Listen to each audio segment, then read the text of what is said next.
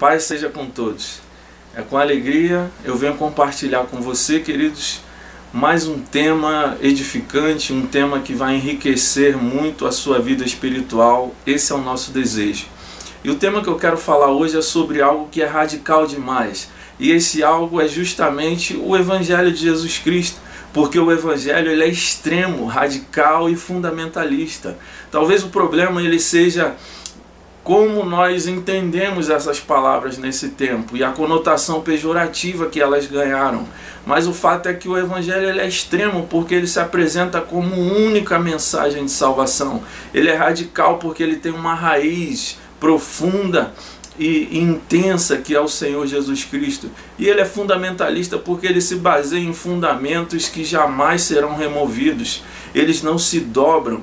A questão não é como eu e você entendemos o Evangelho, mas sim como ele é de fato.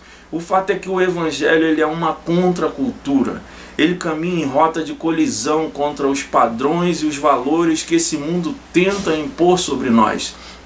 Porque o Evangelho de Cristo, ele não consiste em mero legalismo, mas ele também não é uma anarquia que se torna um sinônimo de liberdade. Afinal, anarquia não é liberdade, porque o Evangelho de Cristo ele tem algumas nuances diferentes, mas sobretudo ele é um Evangelho do reino, que anuncia o reino de Deus. E num reino há um rei, há normas, há leis, há regras, há governo, há um padrão a ser seguido, a ser definido pelo aquele rei daquele reino. Então, o que nós queremos trazer nesse momento para você é que a Bíblia, ela é a verdade absoluta do Evangelho. Sem a Bíblia não há Evangelho. A questão é quem são os teus influenciadores, a quem você tem emprestado os seus ouvidos. Fica essa reflexão para cada um de nós nesse momento. E nós observamos que em muitas pessoas, muitas vozes que existem nesse tempo, muita gente falando muitas coisas, o que particularmente eu percebo é que existe muito eu acho e muito pouco está escrito. Ou seja, porque aquilo que eu acho não necessariamente importa para você. A partir do momento que eu falo em nome de Deus, se eu falo em nome do Diego, talvez o que eu acho importe, faça a diferença para você. Mas no momento em que eu falo em nome de Deus, o que realmente interessa é a palavra de Deus, que é a Bíblia Sagrada. Nós não podemos, não temos como nos desviar dessa verdade.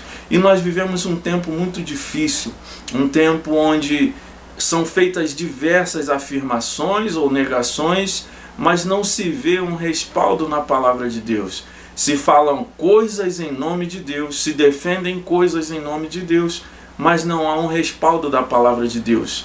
Como eu disse, é um mero achismo, são meras preferências, são meras visões de homens. A questão, querido, que tudo que você ouvir, até o que eu estou falando aqui, precisa estar pautado pela palavra.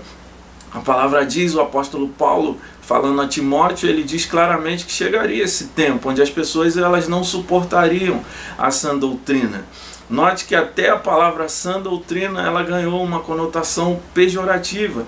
As pessoas geralmente associam a um legalismo, a uma religiosidade. E na verdade, sã doutrina, o próprio Jesus Cristo tinha doutrina. As pessoas se admiravam da doutrina dele. Era assim que ele conquistou a atenção e a admiração das multidões que seguiam a ele. O Evangelho ele é muito extremo e fundamentalista, como eu disse, quando o próprio Jesus afirma no Evangelho de João, por exemplo, que sem ele nada nós podemos fazer.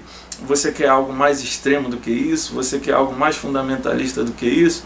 Então, nós precisamos tomar partido de um lado. Não há como ficar neutro em relação a esse assunto. Ou você aceita a mensagem do Evangelho de Cristo, ou você se torna um inimigo de Cristo e do Evangelho de Cristo. Não existe outra terceira opção. A questão é que a doutrina de Cristo ela é radical em si mesma, mas ela é radical no sentido de ter raiz. ela não é radical no sentido de ser intransigente, mas ela é radical no sentido de ser única, de não negociar os seus princípios, não negociar os seus valores. Ela não se dobra diante de homens, ela não se dobra diante das nossas vontades. A palavra diz claramente no livro de Filipenses, por exemplo, que o Senhor Jesus Cristo ele foi exaltado sobre todo e qualquer autoridade no céu, na terra e embaixo da terra. E todo joelho haverá de se dobrar diante dele. A questão é que às vezes passa despercebido nesse versículo é que todos se dobrarão. Ou seja, existem aqueles que se dobrarão espontaneamente e existem aqueles que serão dobrados, digamos assim. Qual desses você quer ser? Então, caminhe na direção da palavra de Deus, caminhe sobre a palavra de Deus, ande sobre a palavra e pese sempre, avalie sempre se aquilo que você está ouvindo, se aquilo que estão afirmando, seja quem for, está de acordo e em conformidade com a palavra de Deus. Afinal, ela é nossa única garantia e deve ser a nossa única regra de fé e prática e crença no nome de Jesus. Eu espero ter contribuído de alguma forma com a sua edificação. Nós voltamos em breve, numa outra oportunidade, falando sobre algo mais para edificar a tua vida. Eu agradeço a sua atenção e peço a você que participe, que deixe comentários, que deixe perguntas. Se tiver dúvidas, nós teremos um imenso prazer em responder. Fique com Deus, Deus abençoe e até a próxima.